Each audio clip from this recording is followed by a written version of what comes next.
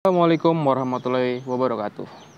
Eh, Maaf nih ya, jadi video updateannya kelamaan ya.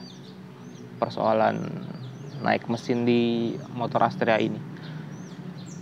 Jadi ada alasannya kenapa motornya lama jadinya ya. Jadi pertama itu gue tuh naikin motor sendiri, ngerjain sendiri, ke tukang bubut sendiri. Terus udah gitu pas mau naikin mesin juga hujan badai mulu ya. Oke. Terus satu lagi sih hal yang bikin jadi ini update-nya jadi lebih lama daripada biasanya, karena kebetulan keluarga gue lagi berduka cita. Ini hari ke-7 jadinya baru dibikinin video persoalan motor, karena berapa hari yang lalu kita agak sibuk dan ribet ya. Oke, tanpa banyak berbasa-basi lagi, kita review motor yang udah naik sedikit speknya, spek Astrea mesin Karisma Dana Pelajar. Oke, jadi buat teman-teman yang udah nungguin, penasaran sama hasilnya, ini hasilnya. Terus sorry banget nih ya, karena nggak ada video pas pemasangan segala macem, karena kendala kita. Gue tuh pasang ini 2 hari, total 2 atau 3 hari lupa. Jadi 2 hari berturut-turut itu hujan badai, angin, dan sempat kebanjiran juga. Jadi kebayang kan lagi naik mesin terus hujan angin terus banjir pula. Jadi udah kepikirannya motor, nggak kepikiran buat ngerekam, jadi pusing deh pokoknya. Oke, terus lanjut kita balik lagi ke motor yang mau kita bahas. Ini adalah seperti yang kalian lihat, ini tuh udah jadi semuanya. Naik spek di Seher KZ oversize 200 atau 55 mili. Oke. Ini hasilnya, ntar kita cek sound aja. Jadi sebelum kita cek sound, gue jelasin dulu sedikit perubahan apa aja yang udah gue lakuin di motor ini, yang gue kerjain berbarengan sama pergantian Seher. Oke. Nanti ada perbudgetan di belakang. Oke. Jadi yang gue lakuin dari mesin ini, yang pertama adalah seperti yang lo lihat, ini mesin belah total. Gue ganti bearing klaher tanpa ganti stang Seher ya, karena budgetnya. Jadi kita cuma ganti bearing kruk as, terus kita ganti packing-packingan baru semua, terus kita ganti juga kampas kopling, karena sebelumnya kita pakai kampas kopling tuh Jepangan apa gitu, lupa. Itu gampang banget aus. Nah sekarang kita pakai coba NPP yang ekonomis. Oke, lanjut kita ke topik utama aja. Jadi di motor ini, kalau ada yang penasaran berapa sih bang bikin mesin Karisma, Supra atau Kirana dengan CRKZ oversize 55, berapapun oversize kayaknya nggak jauh beda ya harganya. Jadi gue bikin detail di bagian depannya aja. Kalau mesin kan tadi cuma ganti bearing sama kampas kopling. Nah sekarang bagian blok dan Seher. Ada yang banyak nanya, bang PNP nggak? Jadi kalau motor Karisma atau motor sejenisnya Supra XP25 lama dan Kirana, Seher KZ itu nggak PNP ya. Jadi untuk menjaga keamanan, apalagi buat motor harian, itu ada perubahan di Sehernya. Yang pertama itu papras pantatnya seukuran dengan Seher standar, terus dikasih coakan klep in dan out ya, supaya kalau kalian nantinya mau ganti noken as dengan lift tinggi, itu kalian nggak perlu lagi ngebongkar Seher, nganter lagi ke tukang bubut bikin coakan lagi, itu nggak perlu. Jadi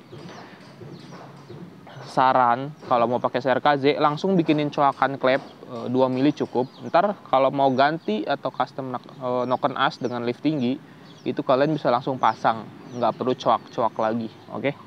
Nah terus untuk Seher KZ di mesin Karisma ini, gue saranin kalian maksimal pakai itu di oversize 200, karena lebih dari itu gue nggak rekomendasi, karena sisa linernya itu tipis, ntar ketipisan. Kalau buat harian, liner ketipisan itu rawan rawan retak, rawan panas, oli gampang habis udah pasti gitu kan, karena motornya cepet panas juga. Nah udah gitu perubahan apa aja yang dilakukan. Jadi kita ini pakai boring standar Karisma, liner boringnya standar. Kita cuma naikin share aja. Kita nggak ganti liner, kita nggak ganti boring, kita nggak ngeboring ulang. Nah terus untuk di bagian head ada yang dirubah nggak? Bagian head nggak ada yang dirubah, standar ting-ting. Cuma memang ini di porting aja. Terus untuk di share ini seperti gue bilang, pantat sehernya dikurangin, terus dikasihin coakan klep. Itu udah aman banget. By the way ini motor itu udah stroke 3 mili ya. Jadi stroke 3 mili, langkah standarnya itu 57,9 kalau nggak salah, 58 gitu. Terus ketemu stroke 3 mili jadi 60,9. Terus sekarang punya diameter share itu 55 bulat. Ketemunya mungkin sekarang di 140-an cc, 145-an gitu. Kurang lebih segitu. Nah, stroke-nya itu geser big end ya. Kalau kalian mau naik stroke dengan pen stroke juga nggak ada masalah. Yang penting harus tahu batas maksimal naik stroke di crankcase standar itu mungkin sekitar 3 mili amannya. Tetap tanpa packing tebel ya. Karena stang sernya udah kita ganti juga pakai punya Suprafit, itu lebih pendek 3 mili. Jadi stroke naik 3 mili, stang sehernya turun 3 mili supaya packingnya tetap packing standar. Terus bagian klep kita standar, pair klep juga standar. Di bagian busi kita cuma pakai Daytona doang. Terus pair kopling pakai punya Smash 3 aja, 3-nya standar. Terus bagian pengapian, kalau ada yang nanya, bang pengapiannya standar nggak kalau dengan spek kayak gini? Spek 54 itu semua pengapian standar bisa. Jadi, tapi kalau mau lebih enak lagi, biasanya pengapian standarnya digeser pick up 1 mili gitu kan. Jadi majuin pengapian 1 mili atau berapa derajat gitu. Mesti didail sih. Tapi kalau gue ini nambahin daging di pick up-nya itu 1 mili supaya pengapiannya maju 1 mili lebih cepat gitu. Terus untuk CDI pakai BRT lawas ya. Terus kita coil pakai punya KZ. Terus ke BTW knalpot kemarin udah fitting knalpot baru, cuman belum dapat silinser, jadi kita masih pakai yang lama dulu. Ntar kita rencananya mau pakai knalpot yang total loss, oke? Terus apa lagi ya? Segitu aja mungkin bagian mesin. Oke, langsung kita, kalau ada yang penasaran buat bagian yang lain, ada yang mau ditanyain, langsung aja ke kolom komentar. Nah untuk detail biaya ya, detail biaya itu gue udah ada catatannya. Biaya itu kita ngabisin, yang gue hitung itu cuma bagian depan aja ya, karena di sini gue tuh cuma mau berbagi sama motor-motor Supra atau yang sejenisnya yang mau ngerubah mesin, pengen lebih kenceng daripada standar, cuman dana budget belajar gitu, dana uang jajan dikumpulin sebulan cukup buat bikin motor lu jadi lebih kencang daripada standar gitu. Jadi di sini gue tuh beli seher NPP itu downline mungkin sekitar 150.000. Terus beli packing topset tuh packing blok bawah, packing head, seal clap belum termasuk, itu mungkin sekitar 40-50.000.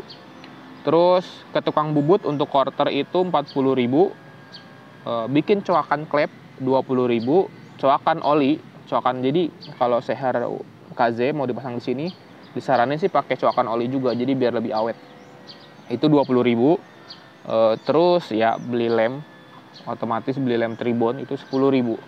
Jadi sebenarnya kalau dihitung modal ini di sini tuh nggak nyampe 500.000 ya. Ini ngerjain sendiri tapi ya. Kalau ngerjain ke bengkel mungkin kena biaya sekitar 250-300.000. Beda bengkel beda harga soalnya. Jadi untuk modal di sini tuh mungkin kalau ke bengkel nggak nyampe 800.000-an ya harusnya. Jadi karena jasa itu kan beda orang, beda harga, beda bengkel, beda harga juga. Karena ini ngerjain sendiri, budget buat depan aja naikin seher ke KZ itu cuma 500.000-an, kurang sih. Kurang lebih segitu. Itu budget yang sangat-sangat murah banget ya, ngerjain sendiri. Untuk yang lainnya kalau ada yang mau ditanyain, ke kolom komentar aja langsung. Segitu aja review dari gua soal mesin. Kalau ada yang mau ditanyain bisa ditanyain langsung. Kita langsung tes aja ke suaranya. Pada penasaran kan suaranya? Kita langsung gas.